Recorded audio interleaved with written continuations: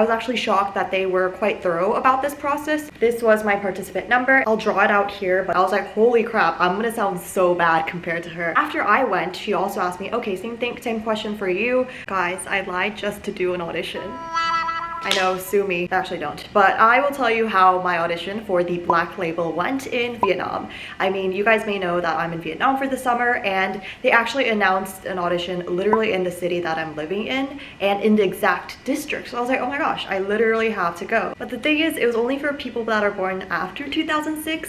And this is kind of like my first year where 2005 people are no longer being accepted. So originally my plan was just to not go because I just would rather not lie about that. But then one of my mom's friend's daughter also wanted to go to the audition. And so I like basically coached her and helped her like one-on-one with her dancing, gave her feedback like in person, stuff like that. So here's a life hack. If you want to get free evaluations by me, your mom has to be friends with my mom. So anyway, so we ended up just going to the audition together and like planned it in advance.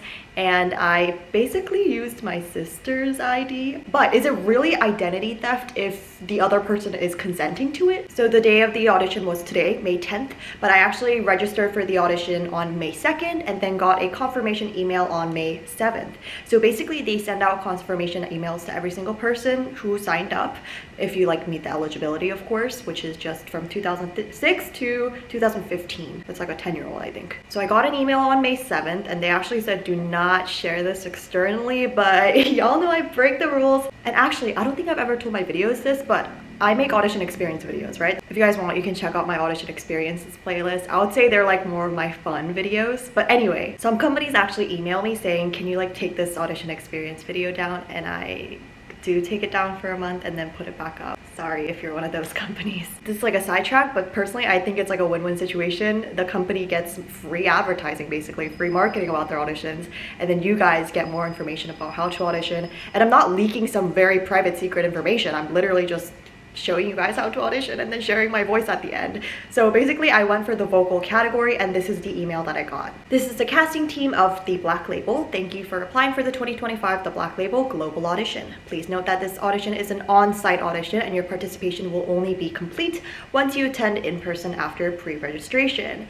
You actually could do a walk-in, but that time frame was a little bit later, so you would have to wait more basically, or do it in the afternoon versus getting your own like time slot. This email is an invitation to participate in the Ho Chi Minh City regional audition and is not a notification of the audition results, of course. Please be aware of the distinction. When attending the on-site audition, please bring a captured image or the original of this email along with your ID. Applicants who do not meet the eligibility requirements, specifically me, those who are not born between 2006 and 2015, will not be permitted to participate in the audition even if they arrive at the venue. Now, Alyssa, like my sister, does not look like me at all. Like we look quite different, I would say, but I still brought her ID and obviously Alyssa said yes to it, so it was all good. So basically I auditioned on behalf of her. The date was Saturday, May 10th, 2025, and entry was available from 10:30 a.m. to 12.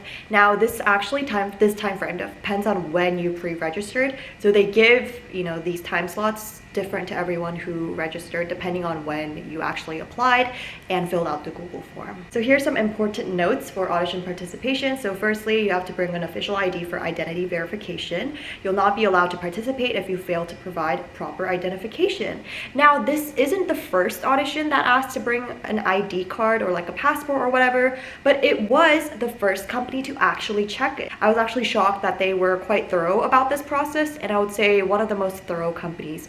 Other companies just allow you to audition and that's pretty much it, but this is the only company that's ever checked ID, so just letting you guys know about that. So only official ID such as your resident registration card, which is what I actually brought because the picture looks closer to me than the other IDs like passport, but anyway, student ID or passport are acceptable. Photos, school website verification, and similar documents are not valid for identity verification. Upon arrival at the audition venue, please proceed to the registration desk to verify your identity and receive your participant number. This was my participant number and I was actually the 4th person to register because I am always there early. Call me a goody two-shoes or whatever. For the dance category participants, the audition will proceed with the music track you submitted during pre-registration. So during the Google Form section of it, they actually ask you to put in a YouTube video link and they will play that for you. And if the submitted track fails to play, the audition may proceed without music. So you'd have to dance without music. And please note that it is not possible to change the music track or audition category after submission. And they said for any inquiries, you can ask the audition@blacklabel.com email. So that was the pre-registration part. And then we get to today. We arrived 15 minutes before they told us to come, so 10:15 instead of 10:30, and they were not starting registering then, so we asked the front desk registration person and they said we'll begin at 10:30. So we were just kind of waiting around, and it was a nice studio. Fun fact, my mom's friend's daughter, she actually goes to the studio and receives dance lessons every week, so it was like her studio basically. YG Entertainment back in December, actually on my birthday, had an audition here as well in the same exact studio in the same exact city, and I told Alyssa to go and she didn't, obviously. Anyway, at 10:25, they began registering people, and it was quite thorough. Like, it was taking a bit for each person to go. So I was like, oh my gosh, are they like really checking in depth, like, you know, checking the ID, being like, is this person her or what? So when it was my turn, I gave her the screenshot of my email and then also showed her my ID. And then she went on her computer and then I think searched my name up or my sister's name up and then checked something off, I think. Now this was on her computer screen, so I'm not exactly sure what she was doing, but it took a bit of time. And then she also had like a sheet of paper where she was just like checking off where people found this audition from. And initially I didn't understand her question, and so she was like, no, where'd you find this audition? So I said, oh, I found it on Instagram. And she was like, oh, did you find it on like the company Instagram or another Instagram? And I said the company Instagram. We were led to this room on the first floor. It was a practice room, and we just kind of sat there until 10:50, where we were actually led upstairs. And upstairs is another practice room where it's like the second waiting room area. So from there, they split everyone up into 5 people basically, so groups of 5, and they also went over the audition instructions. They basically had 2 posters, one in Vietnamese and one in English, and they also went over the person working there at the studio, not an employee of the Black Label. I'll obviously read the English version to you guys. So it says, number 1, before entering the audition room, please turn off your mobile phone. Breaking rules here again, but girl, I had to record myself to show you guys, obviously. I'll include that in the end of me singing, of course. That's kind of why I do the vocal category every time, because it's difficult to show you guys how I did in dance. You just hear the music, so it's not really helpful. But for vocals, I can, you know, switch it up, do a different song every time. Anyway, it says, if your phone rings during the audition, you may be asked to leave. Filming and recording inside the venue are strictly prohibited. If caught, you will be immediately disqualified and asked to leave. But girl, I don't care. Second, when entering the audition room, please line up in numerical order, starting from the inside. When it is your turn, step onto the T marked position in the center, introduce yourself briefly, and then begin your performance. While waiting for your turn, please remain quiet. Now basically, I'll draw it out here, but this is what it looked like.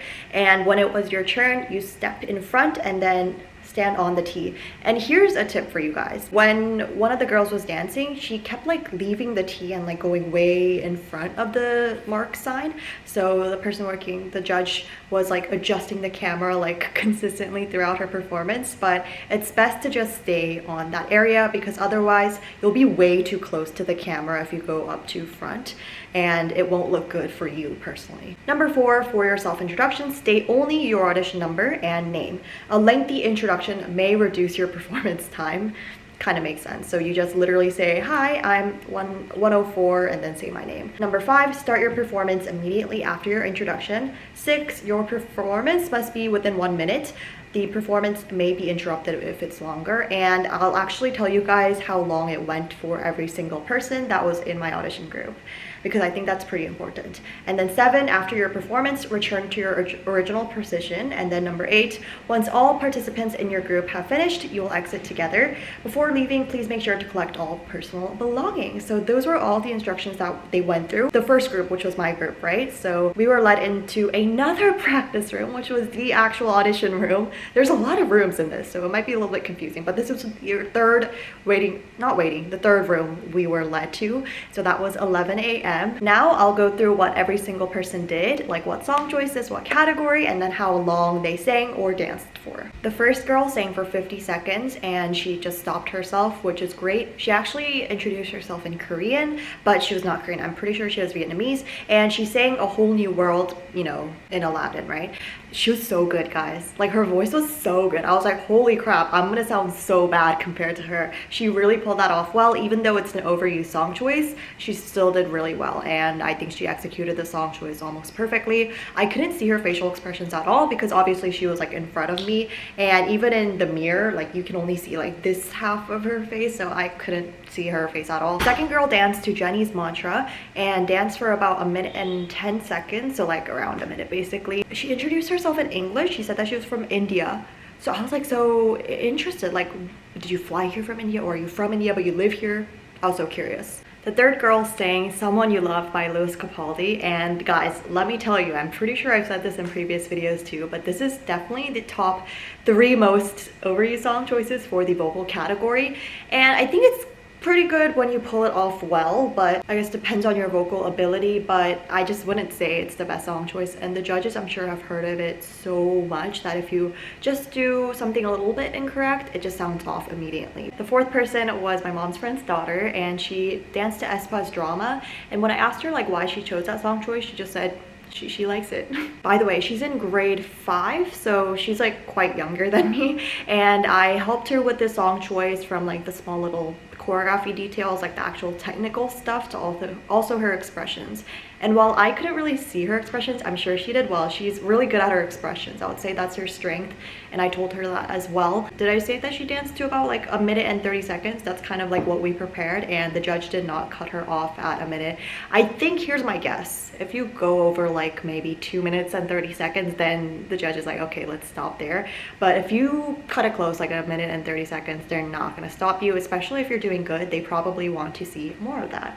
Now, the last person was me, and I actually sang Sabrina Carpenter's Espresso, and you might be like, girl, you've sang probably every single Sabrina Carpenter song there is for an audition. Like, in my previous audition experience videos, I just end up going with Sabrina's song choices because, number one, I really like her songs and I really like her as an artist, so I listen to a lot of her songs and already kind of know the lyrics, although I actually didn't fully know the lyrics to Espresso, so I did mess up. Like, it was actually bad, like visible mess up. Although I didn't let that, like, you know, change how I performed. You could definitely tell that I stumbled upon the lyrics, which is fine. If you were actually doing a for real audition and you messed up on your lyrics, that might not be good, but for me, the stakes are basically 0. I'm like listening to myself and I suck ass, so like don't judge me. But basically I sang for 2 minutes and 10 seconds and just stopped myself because I felt a little, not self-conscious, but I was like, I just didn't want to waste their time, you know? My original plan was to sing the full song and see when they would stop me. I was like, almost like a test, because that's what I'm here for, right? A test, and then to share that with you guys.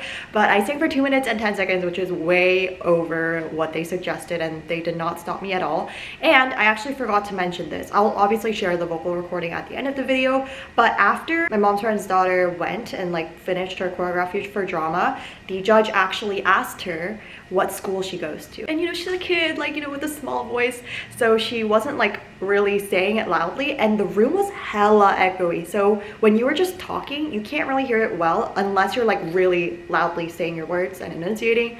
So basically the judge asked her, and then she said, oh, I go to this school, and then she couldn't hear, so she said it again. And then she also asked, the judge also asked if she's here because of her parents' work, and so she basically said yes, because that is the reason why. And then after I went, she also asked me, okay, same question for you, are you also here because of your parents' work? And I said yes, but actually I live in Canada. I don't know why I suddenly like TMI'd on her, but yeah, I said I live in Canada, but I'm actually here for the summer. And the judge was like, oh, okay. And then that was kind of the end of the audition.